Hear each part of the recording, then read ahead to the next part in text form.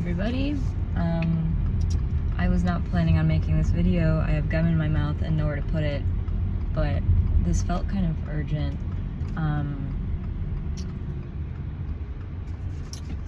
If this is relevant for you, if this is your message, you're gonna know. But today, I felt almost a violent impulse or an urgent impulse to go to this specific park and do a couple particular things. And in the past, there have been moments where my intuition has told me very sharply and sternly certain things.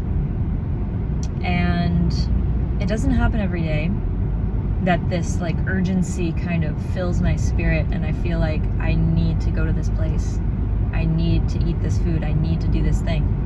And it's not a like mental compulsion disorder or anything like that. I know on the surface it is tricky. It's kind of hard for me to talk about these things because it puts me up in confrontation with my fears of being judged or being misperceived. Because on the surface, saying that, this urgency is like OCD. It's very similar, to be honest, but energy is energy. But anyway, I just wanted to put this out there and just talk about urgent energy, like urgency, direction, instruction.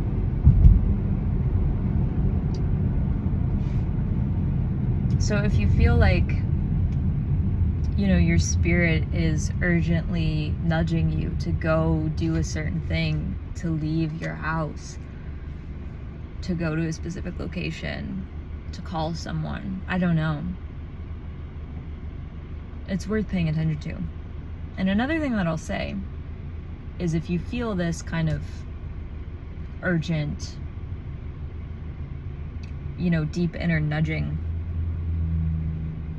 let this be a reminder to you to check in with yourself and, learn to discern where this energy is coming from. Does it fill you with peace and calm when you say yes to it, or does it make you feel anxious? Or do you feel like if you don't do it, something bad's gonna happen? That's one key thing that you should pay attention to that will help you discern whether it's more of a ego-based, fear-based compulsion or genuine intuitive direction. And when it's genuine intuitive direction, what I found in moments where I follow this sense of urgency in my spirit, which, like I said, does not happen very often. In fact, the last time I can remember the intensity of being instructed to do something so intensely was last time, it was years ago. Must have been between 7 and 9 years ago, roughly, where I was on the beach and I found what I learned months later was an African dream seed pod that had washed up on the beach. And when I found it, it was on this shrine that was built on the beach by like passerbys. There was this like pile of coral and like bleached coral and driftwood and all kinds of like interesting washed up beach finds that people made into a pile on the beach. And over the years, I watched this shrine like grow into a miniature city. And people would bring if my memory is not failing me right now, I think people brought like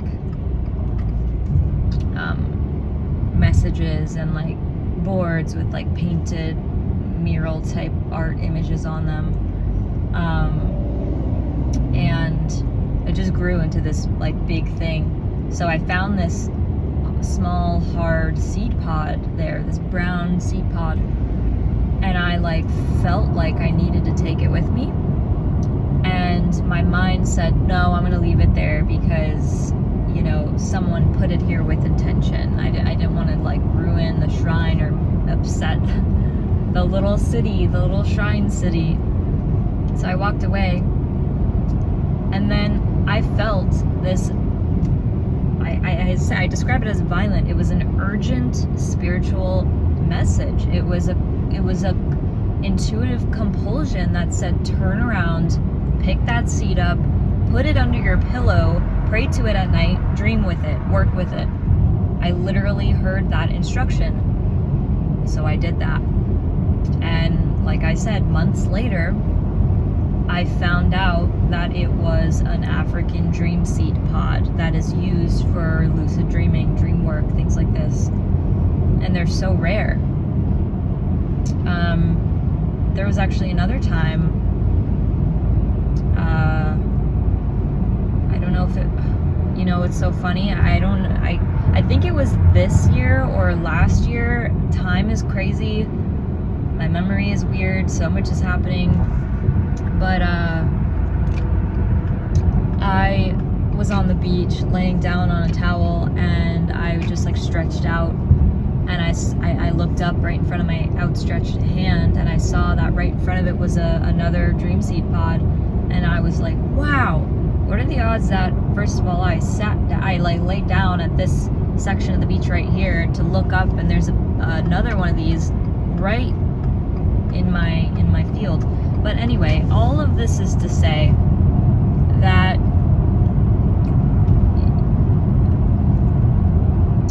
you know, if you're finding this video and it's coming across to you, let it be, if it is, confirmation that your intense intuitive nudgings are not craziness, they're not OCD, you're not mentally insane. It's real, and there's meaning behind it. And the nudges that you feel could be creating, without you even consciously being aware of this, they could be creating or helping you create the bigger picture, like the grand scheme of kind of something that's unfolding in your life that you can't yet see. So that's my message. Follow your nudgings. There's another thing about this, so I don't know how to put it into words. Okay, so basically what I'll say is, when you follow these nudgings, they might lead you to finding more closure or validation, or help bring some things full circle. Like if there's any unresolved emotional energy, or maybe traumas, or just things from the past that maybe come up and haunt you from time to time, or still hurt, or still weigh on you a little bit, they're you know, energy is, it's simple and it's complex, and I have really no idea how it works on so many levels, but I just listen. I can hear it. I have a dialogue with my intuition and with energetics, with energy. And I do feel like there's a thread for me personally, and possibly for you as well, that has to do with, like I said, resolving you know, past enmeshments or entanglements or things like this. And I will say, I just lost my train of thought. Oh yeah, so energy, like I said, it has its own unique intelligence. It works in its own ways that don't always make sense. Intuition doesn't make sense most of the time. But I've learned enough to trust the impulses that I feel without questioning them, to follow through with them. And I've noticed a pattern over the years in my life that the more that I follow and listen to my intuition, the more clear and cohesive my reality feels, the more peaceful I feel, the more my inner world makes sense and lines up and feels like good, you know? It's trust. It's about trust. Trusting my intuition, trusting in these patterns that are tried and true, and just get deeper and deeper. And I personally feel like my intuition is a vehicle for God to direct my walk in life through. I've done crazy things. I've uprooted my life. I've gone to new places that I've never been to with no plan, not knowing anyone. And I'm not suggesting you should do this, but that was what my path looked like for me. It's not what it's going to look like for everyone. My point is, listen to your intuition. Trust the nudgings that you feel in your spirit. They are leading you somewhere. And the more you do this, and the more you truly, deeply, authentically listen to yourself, the more you're going to notice patterns, and you're going to be able to decode kind of the blueprint of how your intuition communicates with your psyche. Because intuitive messages can be received through the senses. They can be received through the visual sense, the inner visual sense, through hearing, through inner hearing, through taste, through memory, through smell, through emotion, through all kinds of things. Because we are sensing creatures. Our senses are how we integrate reality and create connections, create meaning, how we receive information. And intuition is information that we can connect with beyond our senses. So what does that mean? That means that if our intuition is telling us to go somewhere without explicitly saying, knock, knock, knock, hey, it's me, God, and I'm telling you to go somewhere, I don't even get communication that clear, you know? Sometimes I wish it was that straightforward and that easy, as if I could like get a number calling on my phone and just answer it and say hello and hear, it's me, God, and you gotta go over here, you gotta do this, you gotta wake up at this time, you gotta eat this food, and then your life's gonna be everything that you have always prayed it would be. It's not that explicit or straightforward. So instead of that, sometimes intuitive nudgings communicate to a person through subtle senses. And this is why I think meditation is a fantastic foundational practice to begin cultivating your intuition, specifically awareness meditation. Meditation does not mean turning off the mind or quieting the thoughts. That is a common misconception and will set you up for failure if you think that's what meditation is. It's not about quieting the mind. It's about focus and awareness. Awareness is like a blade. You need to continually sharpen it, because when you point and you draw a line with awareness, just like a pencil, it becomes more blunt over time. So you need to keep sharpening it and using it to point to things. So the more you do that, the easier it's going to be to recognize patterns and to hear your intuition and to begin to track your own unique inner dialogue that nobody else has but you. You know, I have a unique relationship with my intuition, and these are some tools that I've learned, and they, you know, can possibly help you. But use them at your own discretion, and no one knows your inner landscape better than you do, per se. So yeah, you know, I'm gonna leave this here. Trust your nudgings. You know, and I'll say this one last thing. I know for me, I don't know what it is, but I'm going to this park today that I haven't been to in literal years. Last time I went to this place was like in a past life, and I mean in my earlier years, but I've lived so many lives within this one life that I'm referring to it as past life. But yeah, I don't know what it is, but I have the nudging, and I have a sense that it's going to make sense to me in time, even if it doesn't. Energy works beneath the surface. Energy works on an invisible, sometimes indetectable level, but I trust.